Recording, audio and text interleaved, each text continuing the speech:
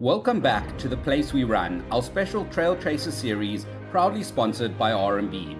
Our exploration of responsibility doesn't end on Table Mountain. The RMB UTCT Trail Fund supports critical work in wild places far beyond the city. In this bonus episode, we head to the Cederberg, a place of ancient beauty and urgent challenges. I sit down with Dawie Burger, founder of Sustainable Ceder, to find out what it truly means to earn our time on the trails. Dawie, welcome to the Trail Chasers. So let's start at the beginning. Who are you? What do you do? Where do you live? Yeah, tell me more.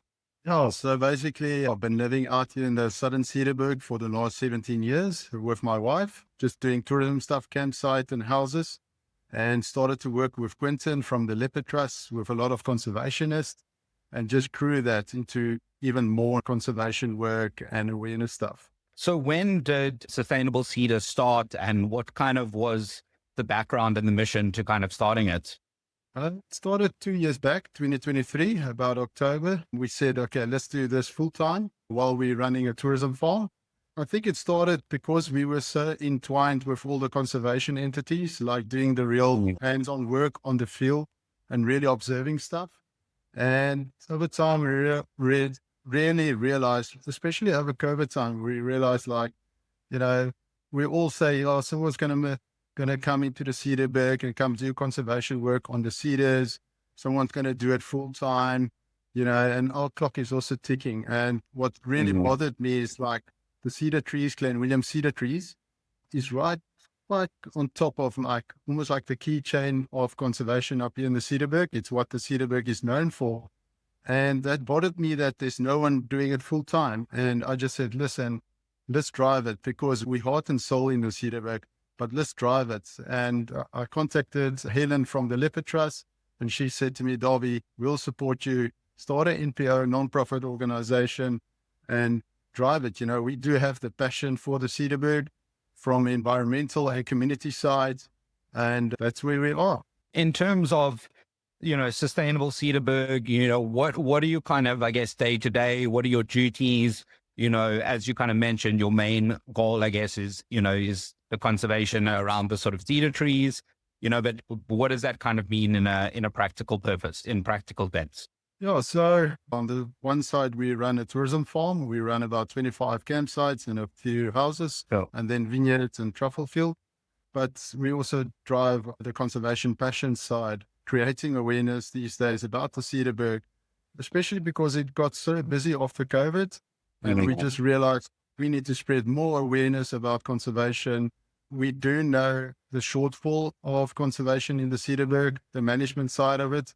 We do support Cape Nature, and they support us a lot because we do this full time. And I think it's quite a nice balance between a private, let's say a private passion entity with a government entity to work both together on these challenges, on these daily challenges. I mean, just from COVID, just from flooding, fires, just coordinating all these different projects and also initiatives. And that's where growing also with the trail running community, even on that side, it started to really grow. And even the initiatives that's coming from that is really helping the Cederberg as well.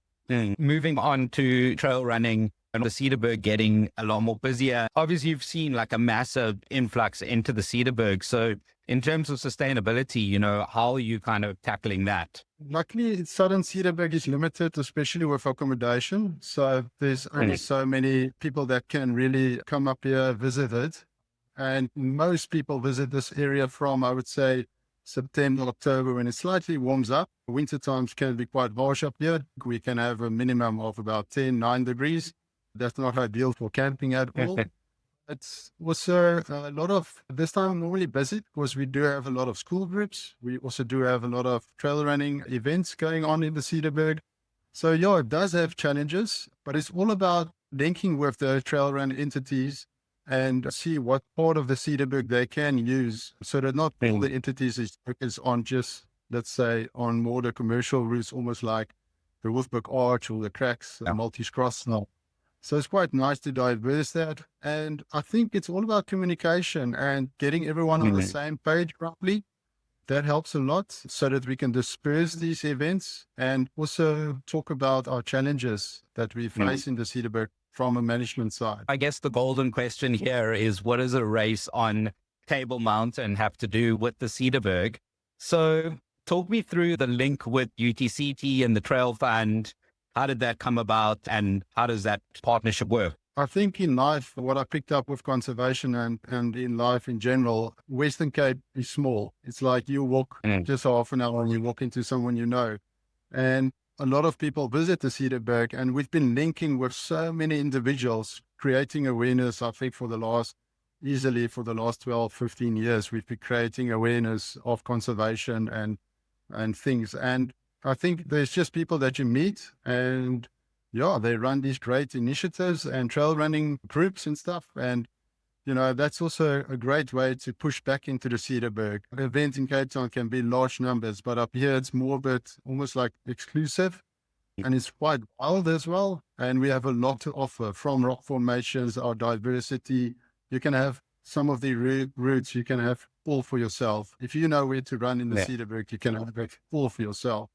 But we do keep ourselves up to date what's happening in the trail running communities in Cape Town and their challenges over there. But I think, linking back to people, that's really supporting us, it's just helped to support these projects. I mean, it would not be possible from RMB or Tuesday Trails. I mean, the funds we receive helping to do environmental projects, but also community upliftment projects and spreading awareness in the same. So it's like a triangle from all these different things that's really important for the bigger picture. Just environmental stuff or just community stuff or just doing tourism. I think if you do a bit of everything in the bigger run and in the long run, that's more sustainable because you're growing your network and that really can push back into the Cederberg as well. Obviously, the money element, the funds element of it is massive, but how big is the kind of awareness, that people come to UTCT and they see that you're one of the initiatives that are involved and getting that kind of feedback and that kind of spotlight shone on you? How big is that for you guys?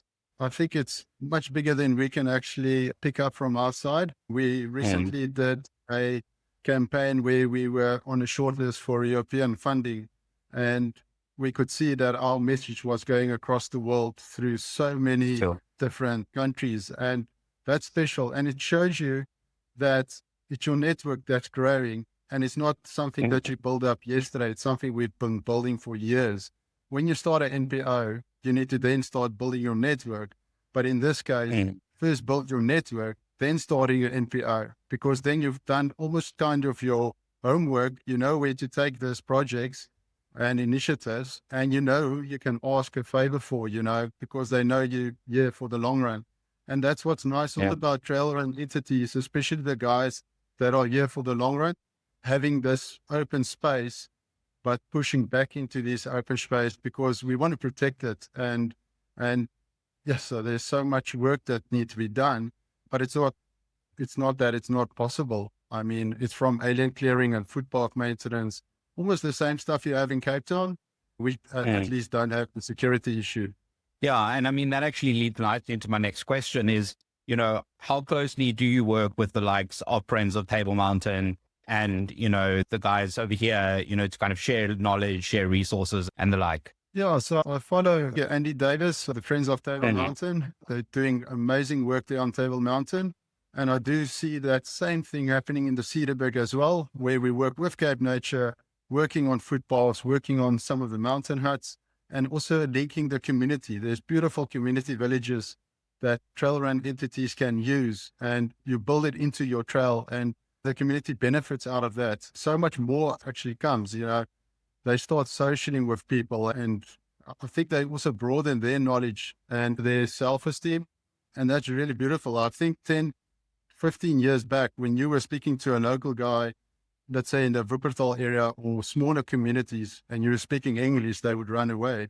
Nowadays, you can actually have conversation with people of the local community. So I think we're really in a good pod currently, or good time frame to initiate these good causes. Expanding on the RMB involvement in UTCT involvement beyond those kind of, as we said, the funds, what does it mean that someone like a UTCT or someone like an RMB not only kind of says, here's the money, but also says, we see you, we see the work that you do, and we want to get involved? What does that mean for you guys? It takes a mountain off our shoulders because, we're the doers, we're the farmers in the veld. We actually get the job done. We coordinate it, logistics, we prep a lot. So we use, is that typical? You go sleep, but something you need to figure out for yourself. And that helps. When you have the financial support, then your dreams or your initiatives and ideas, or let's say even in the trail run community, someone comes up with an initiative and say, Dawie, I can help over here. And at least you have the funding, that can deliver. So that takes a lot of pressure off us. If I need to go and do proposals the whole time, you don't get to the doing work. So you can almost leave financial side for someone else, and we can just focus on the doing work and the recipe of planting cedars and getting community involved. I mean, that's ideal. That's exactly where we want to be. If someone comes across you for the first time at a race like UTCT, what is the kind of key message that you would like them to take away from it? Or what is the vision or the idea that you want them to leave with? Yes, use the mountains and the trails, but come with two visions. Come with the Cederberg and come enjoy the Cederberg for what it is, but come with another vision and say, what can I do good for these environments? It's not always financial. It's like, I'm a website builder. I can build a website for a local community campsite. It's what are you good at that can contribute to the bigger picture of the Cederberg? That's going to make the Cederberg sustainable. There's one thing that I always started to pick up every time, someone would say, or a farmer or anyone that would say, no, but why are you doing that? That's Cape Nature's work. It's almost like that typical someone throwing litter out the car and saying, okay, that's job creation. And it's the same concept. If we're all just going to sit and wait and hopefully something happens, we might miss the bus. And at the end, we're sitting with a Cederberg full of invasive trees or mismanagement. We had massive erosion with the last 2 years of flooding. This year we have a very dry year. So we constantly have these challenges, but I think the stronger, bigger the network, the more sustainable the Cederberg can operate. If someone does want to get involved, as you said, aside from the financial contributions, what are the kind of ways to get involved with you guys? We recently started a Cederberg volunteer group. You can send us an email, or I've got my number available. I'm on social media as well. You can just contact us. We've got a Cederberg volunteer group where you can either get involved in all kinds of different things, like, let's say it's either trail cleaning for a trail, or it's even a community project. That's the way to get involved, and even to coordinate a volunteer group. I mean, that's a job on its own. You need a person to coordinate a volunteer group, because we don't want to miss our focus on cedars and community stuff. Yeah. And, what does the future look like for the Cederberg, for, Sustainable Ceder? What do you want it to kind of look like? I think a beautiful picture for Sustainable Ceder is, yes, we're doing restoration work on the Clanwilliam Cedar. We currently only have about 15,000 cedars left in the Cederberg, mostly old cedars. So every year we're pushing to plant at least 10,000 saplings into these rocky areas where the fires don't really get to. So it's typical where the baboons back in the day, where the baboons actually took the seeds and put it onto these rocky outcrops, and really good moisture levels. So where they really would start the regeneration sites. And then also the community from young to old to get involved. We can spread a lot of awareness in schools and also amongst the communities, how to look after the environment, how to do the roads towards them, how to clean up their villages, to make it more tourism friendly, a few signs here and there, campsites, initiatives to drive community into cooking their roasted bread, but also doing harvesting of honey. So it's making those links, because we are so into tourism over here. We know exactly what works and what doesn't work. But if we push that onto the community around us, then we know how to initiate it and make it sustainable, and they can just run with it. And the beautiful stories are there, and even look with the photos, it's magical places. So it's really nice for international person to run or to drive there and visit these communities. And then you can actually go and plant seed with the community. Incredible. Well, you guys are doing the most incredible work. So thank you very much. Hopefully I can come visit you guys soon. Yeah, definitely. It will be great to have you out here, Dean. And then I can showcase you a lot of stuff. Thank you so much for the chat. And also thank you for RMB and Tuesday Trails and everyone in the trail run community. It's really helping a lot. And it's just beautiful building this network. Amazing. Thank you. All right, Dean. Cheers. All right.